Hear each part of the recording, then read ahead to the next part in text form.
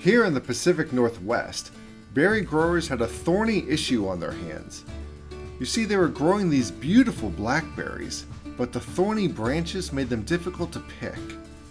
Growers turned to ARS for help, and researchers at the Horticultural Crops Research Laboratory in Corvallis, Oregon, came through with a new thornless blackberry plant called Black Diamond.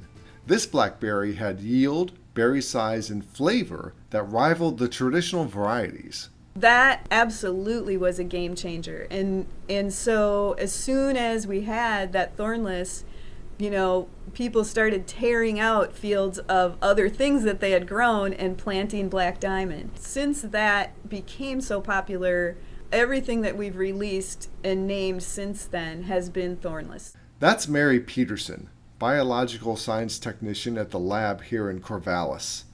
Since Black Diamond debuted in 2005, researchers have brought improved thornless blackberry varieties to the market, including Triple Crown, Nightfall, Columbia Giant, and for all you Johnny Depp fans, there's Black Pearl. Yeah, we named that before that movie came out. The semi-erects that we just released, we have a series that we're calling the Celestial series. I'm not sure who named it that, but that's how it's becoming known now.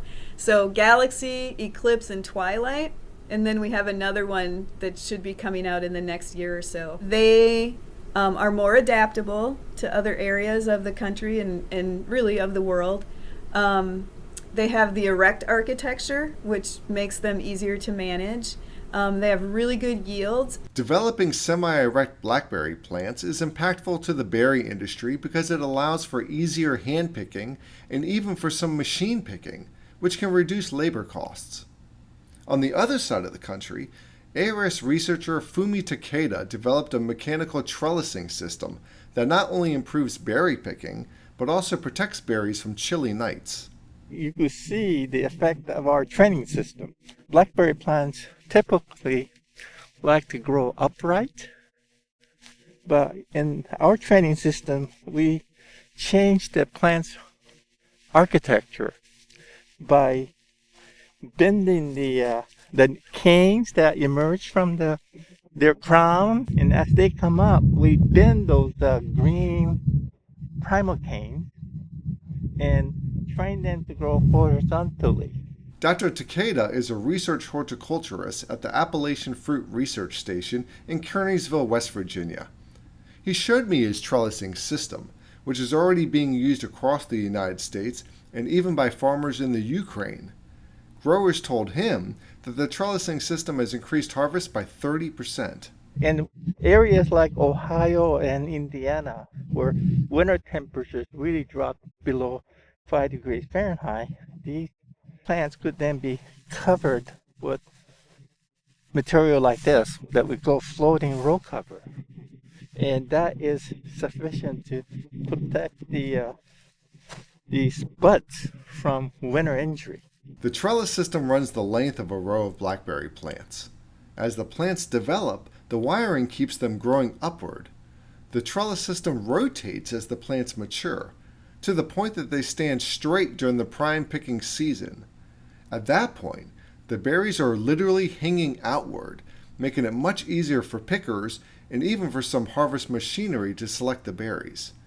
On frosty nights, the trellis system turns the plants horizontal, and a blanketing system covers the berries from the cold.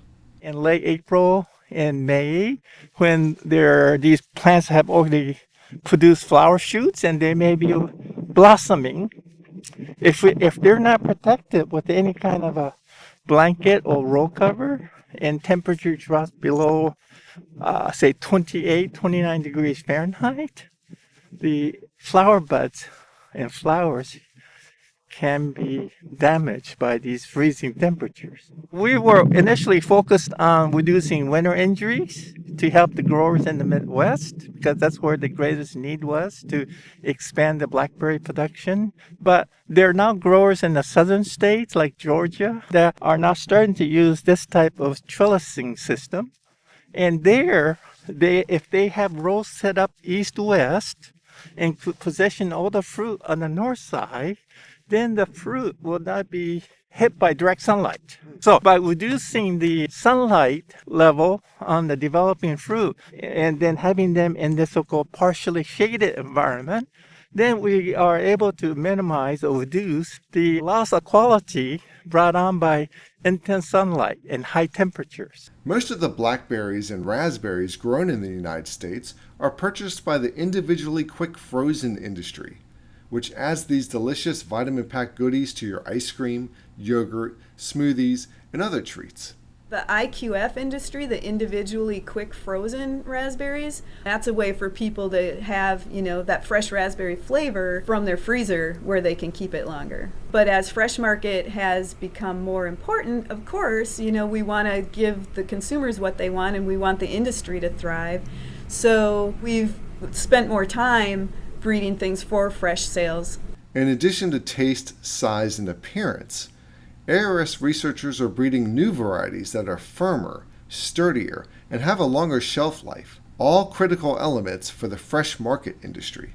The fruit has to be firm enough to go through the harvester. The plants need to be sturdy enough not to be damaged by the harvester. There are traits like how well the fruit releases from the plant, because you don't want to have to beat up the plant too much to try to pick it. There are always places to make improvements, and there are always new issues and new things to address. So, it's just really fun. And then it's just so heartwarming to see how much people love berries. And you just really want to make it so that they can always have that, right?